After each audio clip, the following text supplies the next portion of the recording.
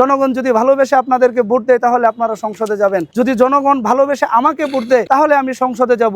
আপনারা যদি ভোট পেয়ে সংসদে যান আমি আপনাদেরকে ফুল দিয়ে বরণ করে নিব। আসসালামু আলাইকুম ওয়া রাহমাতুল্লাহি ওয়া বারাকাতুহু। 144 শেরপুর 2 নকলান আলিতাবাড়ি আসন থেকে আমি দাঁড়িপাল্লা প্রতীকে প্রতিযোগিতা করছি। আলহামদুলিল্লাহ, আমাদের 4 ফেব্রুয়ারির পর থেকে আজকে পর্যন্ত আমি নির্বাচনের মাঠে আছি। নির্বাচনের মাঠ আলহামদুলিল্লাহ আমি সুন্দর পেয়েছি, কিন্তু কিছু কিছু জায়গায় এখন নির্বাচনের মাঠ একটু ঘোলাটে হচ্ছে, সেটা আপনারা লক্ষ্য করেছেন।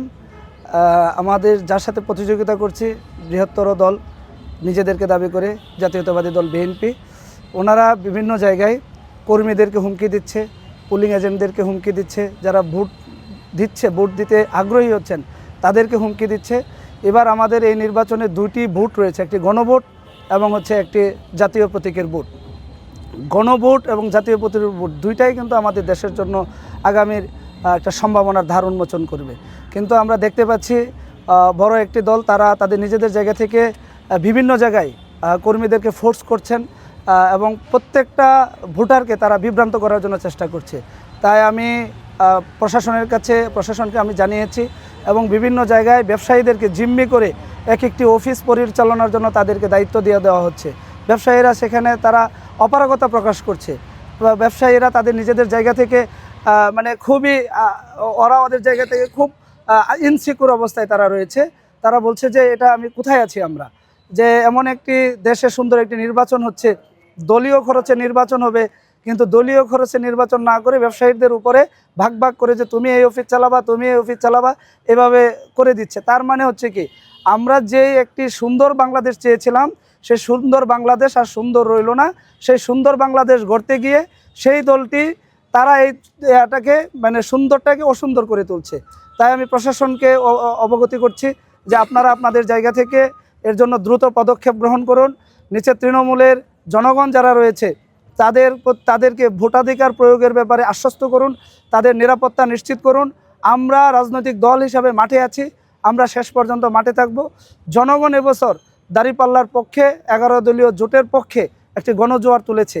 সেই গণজোয়ারটাকে আমরা গণবিপ্লবে রূপ নিতে চাই, রূপান্তর করতে চাই।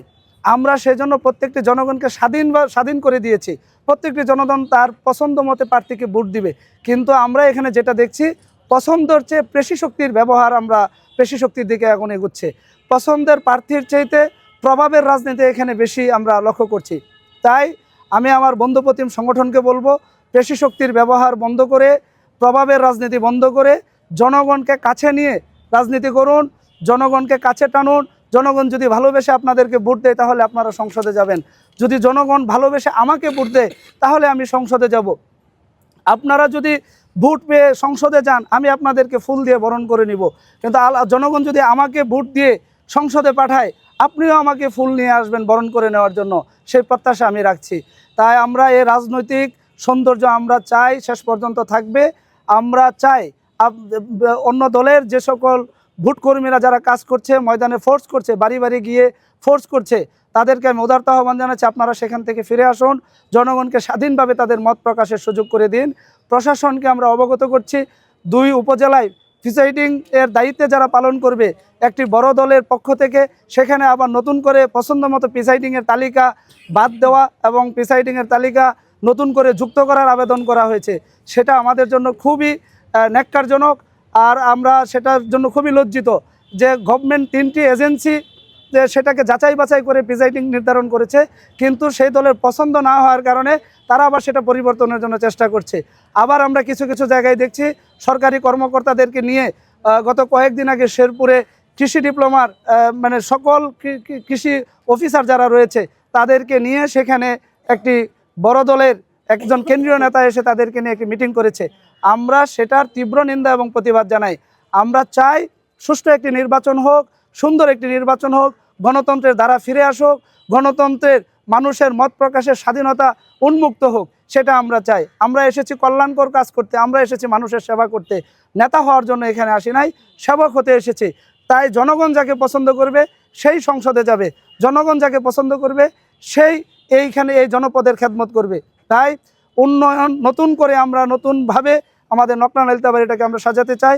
সেজন্য আমি মিডিয়ার বন্ধুদেরকে আমাদের সাথে চাই, সত্যটা আপনারা তুলে ধরবেন, সত্য কথা আপনারা প্রচার করবেন।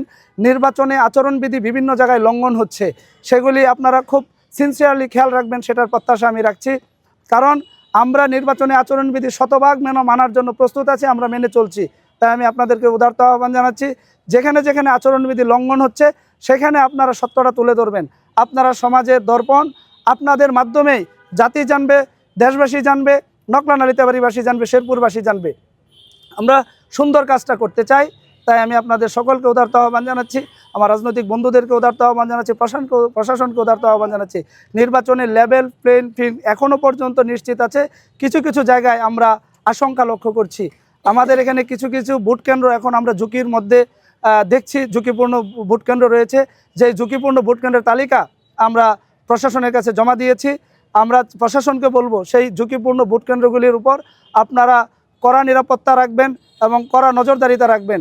এবং আমরা একটি দাবি জানিয়েছি প্রশাসনের কাছে, লটারির মাধ্যমে প্রিজাইডিংকে দায়িত্ব দেওয়া হবে।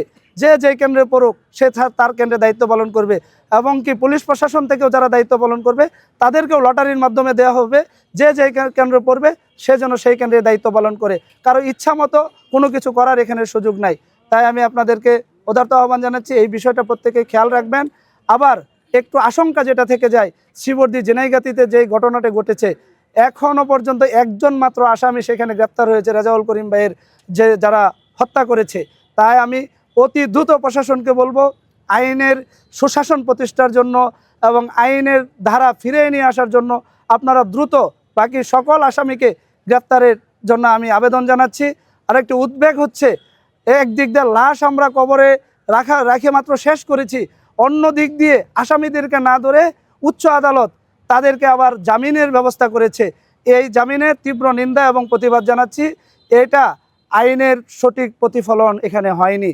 তাই আমি আপনাদেরকে বলছি, রাষ্ট্র, বর্তমান গভর্নমেন্ট এবং প্রশাসন, সিভিল প্রশাসন সবাই আপনার আইনের ব্যাপারে যত্নবান হন। আপনারা আইনের ব্যাপারে নিজেদের জায়গা থেকে কঠোর হন, তাহলে দেখবেন সমাজ সুন্দর হবে, রাষ্ট্র সুন্দর হবে, জনগণ নিরাপদ থাকবে। তাই সকলকে ধন্যবাদ জানি। আলহামদুলিল্লাহ, আমি এই নকলা নালিতাবাড়ির প্রতিটি জনপদে গিয়েছি। জনগণ এই নকলা নালিতাবাড়িতে দাঁড়িপাল্লা প্রতীককে জয়ের ব্যাপারে শতভাগ আশাবাদী। আলহামদুলিল্লাহ, ইনশাআল্লাহ।